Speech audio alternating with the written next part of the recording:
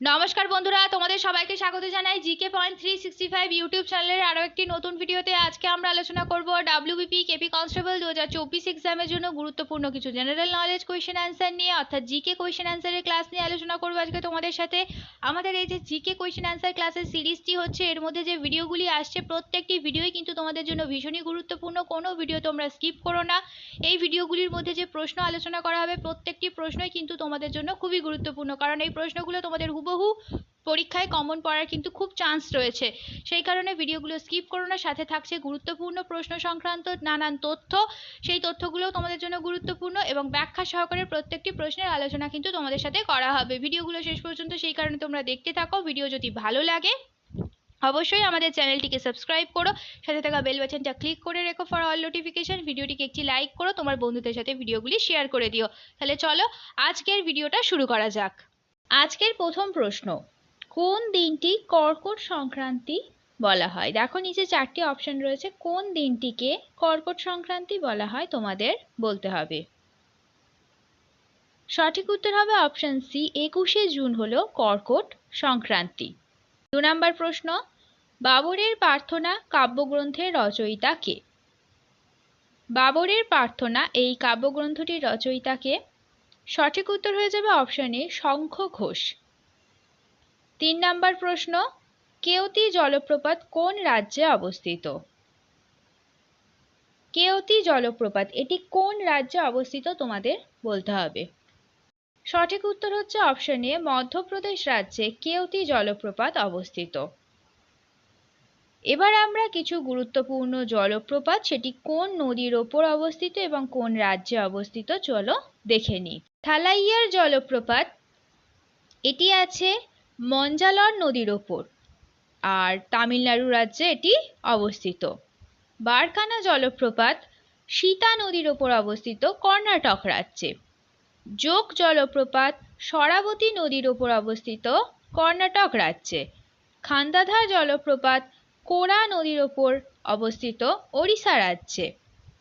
ভান্টাওয়াং জলপ্রপাত এটি কোন নদীর ওপর অবস্থিত এটি জানা যায়নি, কিন্তু এটি আছে মিজোরাম রাজ্যে। পরের প্রশ্ন দেখি, ভারতীয় ফুটবল হাব বলে পরিচিত কোন শহর? ভারতীয় ফুটবল হাব বলে পরিচিত কোন শহর? সঠিক উত্তর হবে অপশন ডি, কলকাতা শহর।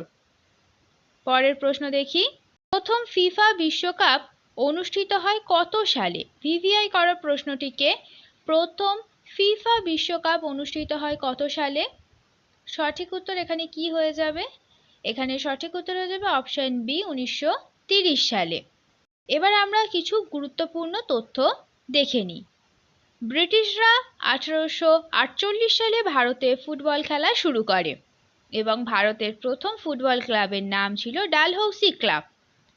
ফুটবলের শীর্ষ সংস্থা federation of international football association 7টি দেশ দ্বারা 21শে মে 1904 তারিখে গঠিত হয়। আনুষ্ঠানিকভাবে 1908 সালে ফুটবলকে একটি প্রতিযোগিতামূলক খেলা হিসেবে অলিম্পিক গেমসে অন্তর্ভুক্ত করা হয়। 1930 সালে উরুগুয়েতে প্রথম বিশ্বকাপ অনুষ্ঠিত হয়। পরবর্তী প্রশ্ন, দক্ষিণ এশিয়ার একমাত্র সক্রিয় আগ্নেয়গিরি কোনটি? দক্ষিণ এশিয়ার একমাত্র সক্রিয় আগ্নেয়গিরি কোনটি তোমাদের বলতে হবে। সঠিক উত্তর এখানে হয়ে যাবে অপশন ডি, ব্যারেন দ্বীপ। ব্যারেন দ্বীপ আন্দামান দ্বীপের একটি শ্রেণী। পরের প্রশ্ন দেখি, আউটস্ট্যান্ডিং সার্ভিসের জন্য কোন দেশের সর্বোচ্চ নাগরিক সম্মান পাচ্ছেন নরেন্দ্র মোদী? ভিভিআই করা প্রশ্নটিকে, খুব গুরুত্বপূর্ণ একটি প্রশ্ন। আউটস্ট্যান্ডিং সার্ভিসের জন্য কোন দেশের সর্বোচ্চ নাগরিক সম্মান পাচ্ছেন নরেন্দ্র মোদী? সঠিক উত্তর এখানে কি হয়ে যাবে? এখানে সঠিক উত্তর হয়ে যাবে অপশন সি, রাশিয়া। রাশিয়ার সর্বোচ্চ বেসামরিক সম্মান order of saint Andrew the apostle. পরবর্তী প্রশ্ন দেখি এবার, হোমিওপ্যাথিতে excellence award for pioneering work পেলেন কে? সঠিক উত্তর কি হয়ে যাবে তোমরা কমেন্টে জানাও। সঠিক উত্তর হবে option a doctor Arpita Chopra. পরবর্তী প্রশ্ন দেখি, 2024 সালে বেস্ট এগ্রিকালচার স্টেট অ্যাওয়ার্ড জিতল কোন রাজ্য? সঠিক উত্তর কি হবে এখানে? এখানে সঠিক উত্তর হয়ে যাবে অপশন ডি মহারাষ্ট্র। পরবর্তী প্রশ্ন, generative AI Gen AI innovations তালিকার ভারতের স্থান কত? জেন এআই এর ইনোভেশনস তালিকায় ভারতের স্থান কত?